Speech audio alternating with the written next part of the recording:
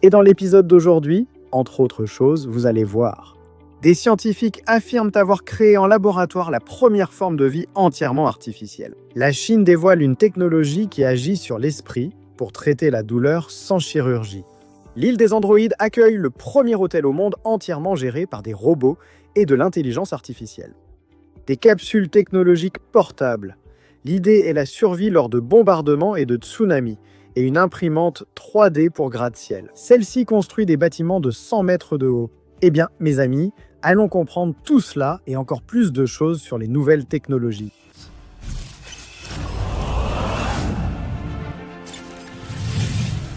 Bonjour impressionnants et impressionnés. Je suis Realida d'Impressionnante et vous êtes sur Realida d'Impressionnante. Je ne sais pas si vous avez vu ces dernières nouvelles, les plus récentes, les gros titres mondiaux qui ont annoncé la naissance de la première forme de vie artificielle créée en laboratoire. Mais et si ces nouvelles omettaient un secret biologique qui est vraiment troublant? Eh bien, l'équipe de l'Université du Minnesota a présenté une avancée qui a vraiment attiré l'attention du monde entier. Ils disaient avoir développé une cellule synthétique capable de croître, de copier son propre ADN et de se diviser en nouvelles cellules. Rapidement, des portails web et des chaînes ici sur YouTube ont annoncé que l'humanité avait enfin créé la vie en laboratoire. Mais est-ce vraiment ce qui s'est passé? Parmi d'autres technologies, dans cet épisode, nous allons analyser l'ingénierie moléculaire derrière la soi-disant Spool Cell et aussi découvrir pourquoi cette expérience représente, en effet, l'un des plus grands progrès de la biologie synthétique. Et avec cela, nous aurons une base pour comprendre si, réellement, la science a créé une nouvelle forme de vie. Jusqu'à aujourd'hui, presque tous les grands projets de biologie synthétique utilisaient des organismes déjà existants. Par exemple, les chercheurs modifiaient des bactéries, retiraient des gènes, ajoutaient de nouveaux segments d'ADN ou reprogrammaient des organismes naturels pour accomplir des fonctions spécifiques. La Spool Cell suit une voie totalement différente. Au lieu de modifier une cellule existante, les scientifiques ont créé une plateforme cellulaire entièrement composée d'éléments artificiels organisés en laboratoire. L'objectif, selon eux, n'a jamais été de copier parfaitement une cellule naturelle, mais plutôt de découvrir quels sont les éléments minimaux nécessaires pour qu'un système biologique puisse accomplir ce que nous appelons le cycle de la vie. Et les résultats ont impressionné même les spécialistes du domaine. Lors des expériences, la Spool Cell a réussi à croître, répliquer son matériel génétique et entamer la division cellulaire, formant de nouvelles cellules. Dans un autre test, les spécialistes ont introduit une variante génétiquement modifiée qui présentait un léger avantage de croissance.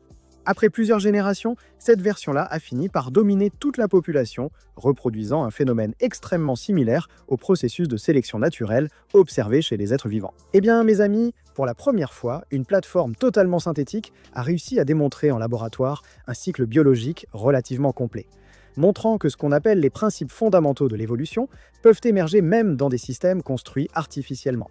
Mais c'est précisément à ce point qu'apparaît la différence entre une cellule fonctionnelle et un organisme véritablement vivant. Bien qu'elle exécute des étapes essentielles du cycle cellulaire, la Spool Cell dépend encore complètement de l'infrastructure créée par les chercheurs au laboratoire. Autrement dit, elle ne reproduit pas ses propres ribosomes, ne génère pas assez d'énergie pour soutenir son métabolisme et doit recevoir en continu divers composants chimiques fournis par l'environnement expérimental. Sans ce soutien externe, son fonctionnement s'effondre rapidement. Après quelques générations, la stabilité du système disparaît et tout le processus cesse de fonctionner. Cette limitation explique pourquoi de nombreux scientifiques évitent d'affirmer que la vie a été créée en laboratoire. Le fait est que ce qui existe aujourd'hui est une plateforme biologique extrêmement sophistiquée, capable de reproduire certains des processus fondamentaux des organismes vivants, mais qui est encore incapable de survivre de manière indépendante. En d'autres termes, la Spool Cell est une nouvelle espèce, mes amis.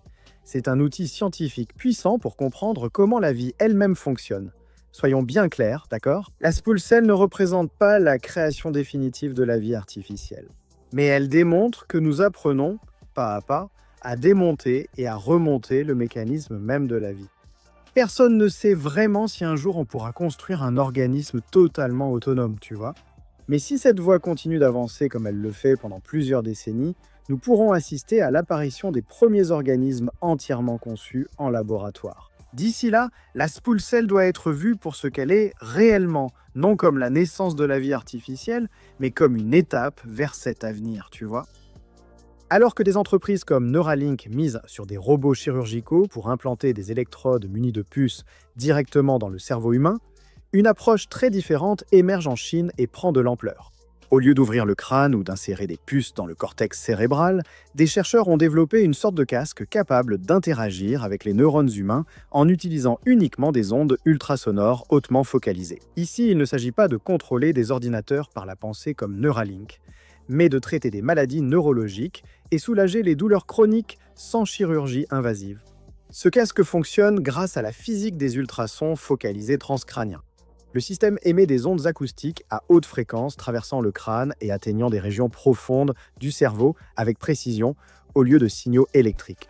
Des algorithmes d'intelligence artificielle contrôlent en continu l'intensité, la fréquence et la focalisation de ces ondes, permettant ainsi de stimuler ou de réduire l'activité de groupes spécifiques de neurones. En même temps que cela se produit, des capteurs surveillant les réponses de l'organisme en temps réel, créant ainsi un cycle continu d'ajustement qui s'adapte automatiquement à la stimulation tout au long de la séance. Les premiers résultats cliniques ont retenu l'attention pour leur potentiel thérapeutique. Lors de protocoles de 30 à 45 minutes, des patients atteints de douleurs chroniques ont montré une diminution significative de la douleur, parfois jusqu'à 50% juste après le traitement. Et l'effet est également resté pendant plusieurs jours chez une partie des participants, soulevant la possibilité de réduire l'utilisation continue d'analgésiques très puissants, en particulier les opioïdes.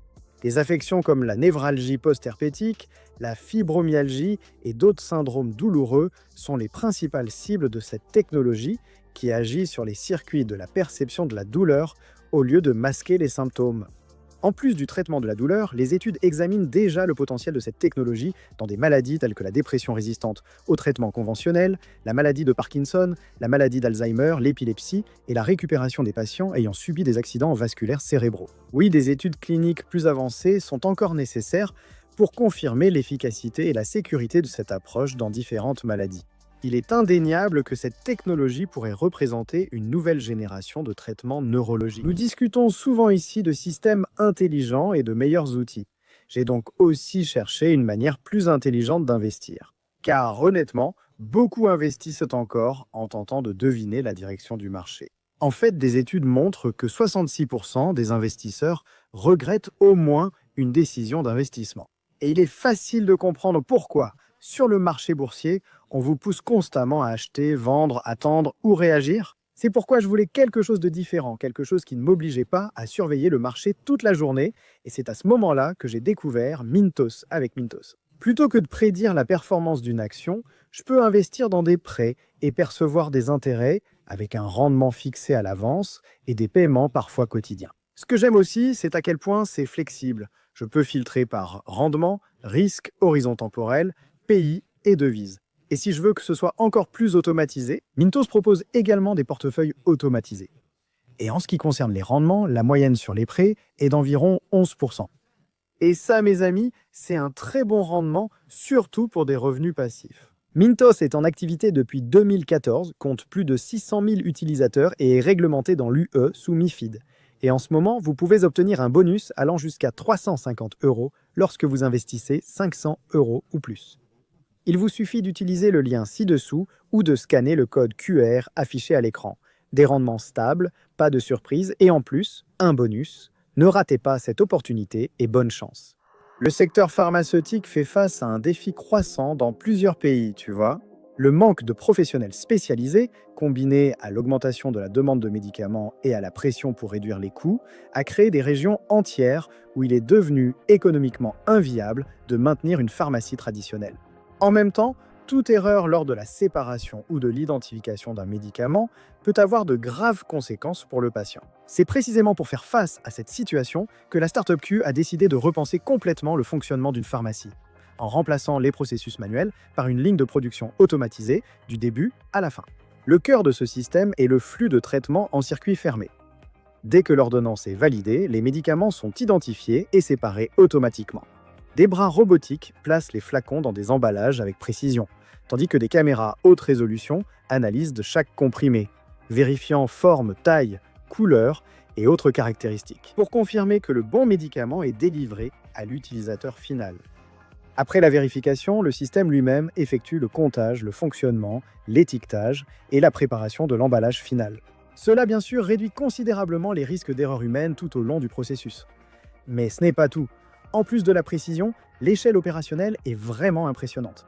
La plateforme a été conçue pour fonctionner initialement avec environ 250 des médicaments les plus prescrits, couvrant ainsi une grande partie des besoins des soins de santé primaires. Selon l'entreprise, ce modèle a été automatisé afin de réduire les coûts opérationnels jusqu'à 96% par rapport à une pharmacie traditionnelle. Le résultat s'obtient surtout grâce à l'intégration totale des processus et à la capacité d'opérer en continu. Le projet a déjà attiré plusieurs investisseurs, a même levé plus de 12 millions de dollars et a lancé des essais commerciaux en partenariat avec de grandes chaînes pharmaceutiques nord-américaines. Lorsque l'intelligence artificielle, la robotique et la vision par ordinateur commencent à fonctionner ensemble, la pharmacie cesse d'être simplement un comptoir de service et se transforme en une ligne de production sophistiquée, capable de distribuer des traitements plus rapidement, avec plus de sécurité et d'efficacité selon les propriétaires. Et cela rapproche la technologie de l'un de ses objectifs les plus importants, qui est d'élargir l'accès à la santé à un nombre toujours croissant de personnes. De belles paroles, n'est-ce pas? Ce sont les informations de l'entreprise, ce ne sont pas les miennes, d'accord? Il est indéniable que la technologie remplacera certains emplois. Et non, je ne suis pas opposé à la technologie, bien au contraire, comme vous le voyez sur la chaîne. Bien sûr, il faut prévoir ce qu'on fera quand une grande partie, voire la majorité, de la population n'aura plus d'emploi pour subvenir à ses besoins et à ceux de sa famille. Et en parlant de ça, jetez un œil à ce prochain sujet. Si comme moi, vous n'êtes pas riche, imaginez avoir beaucoup d'argent et en arrivant dans un hôtel de luxe sur une île artificielle, découvrir qu'aucun employé humain n'est à la réception. L'enregistrement, le transport des bagages, le service d'étage, le nettoyage et l'organisation sont assurés uniquement par des robots coordonnés par l'intelligence artificielle.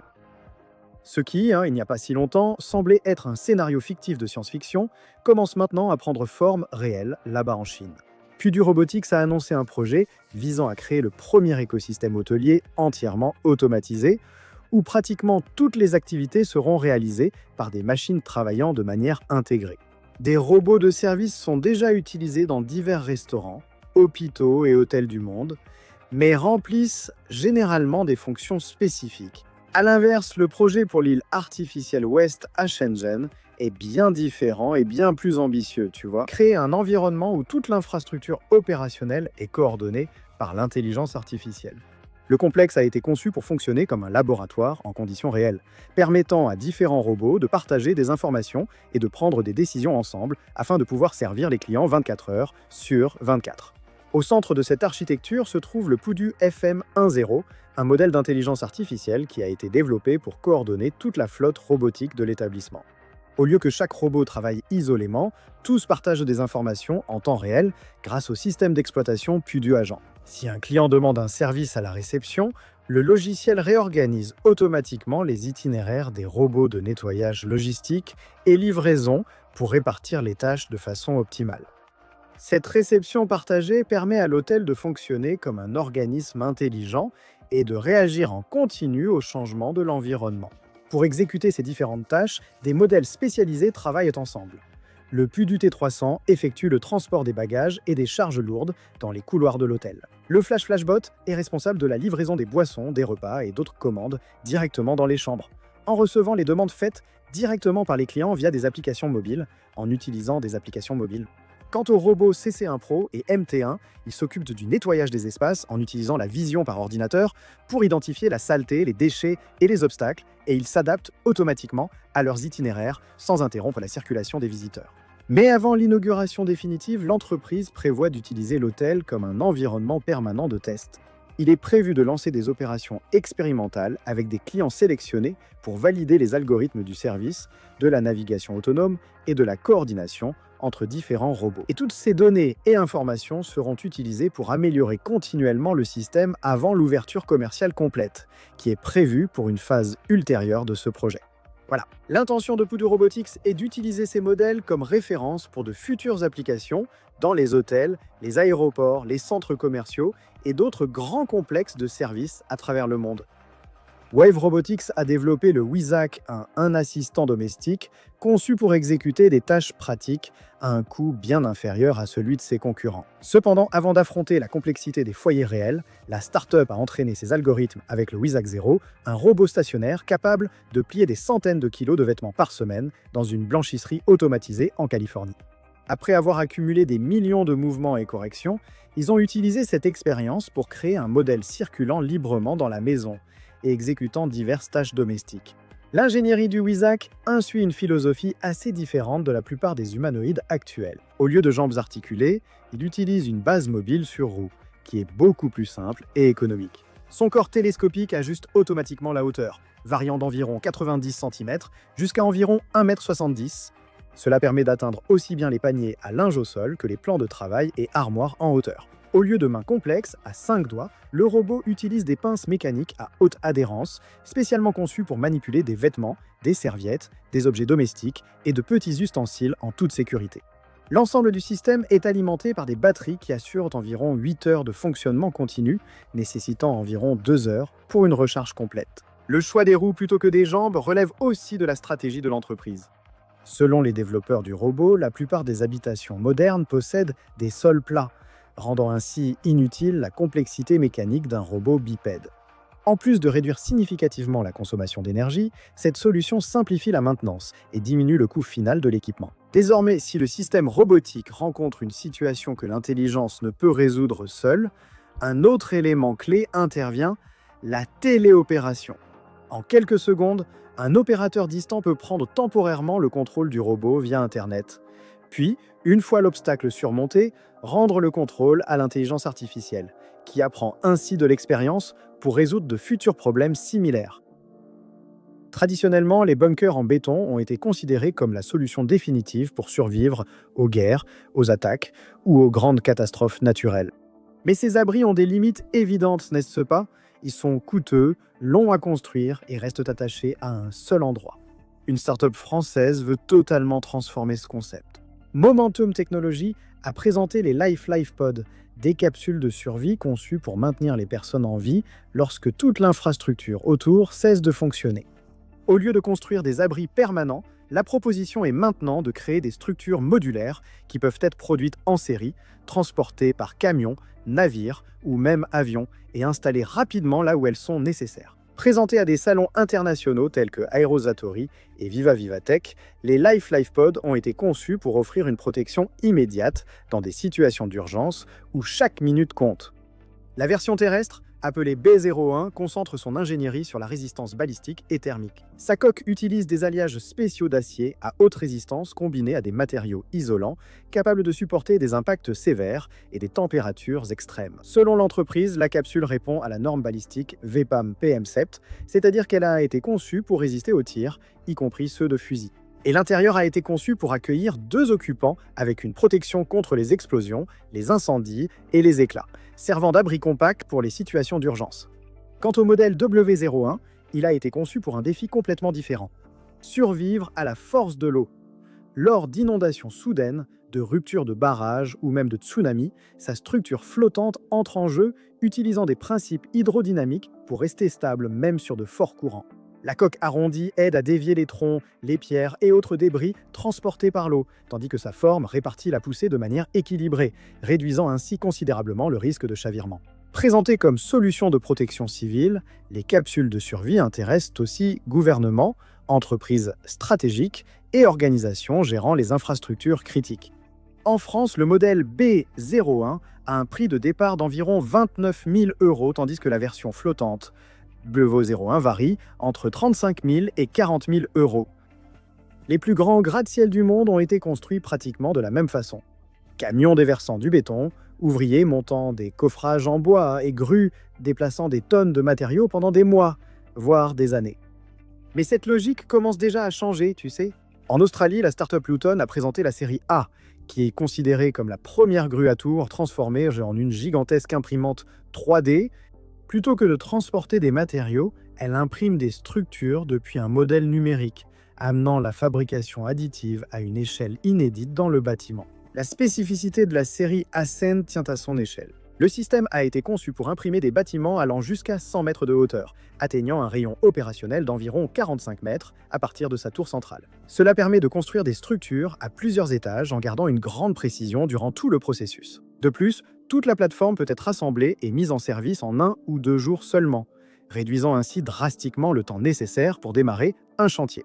En plus du gain de vitesse, l'impression 3D promet de réduire significativement le gaspillage de matériaux. Comme le béton est déposé uniquement là où il sera réellement utilisé, le besoin de coffrage en bois disparaît pratiquement, ainsi qu'une grande partie des déchets typiques des chantiers conventionnels. Si cet épisode vous a plu, laissez déjà un like et vérifiez que vous êtes bien abonné, d'accord ? Cliquez sur l'une des 2 suggestions qui s'affichent à l'écran et on se retrouve tout de suite. Il suffit de cliquer et vous m'entendrez dire quelque chose comme « Et dans l'épisode d'aujourd'hui, cliquez là, je vous attends », d'accord ? Merci et salut, à tout de suite.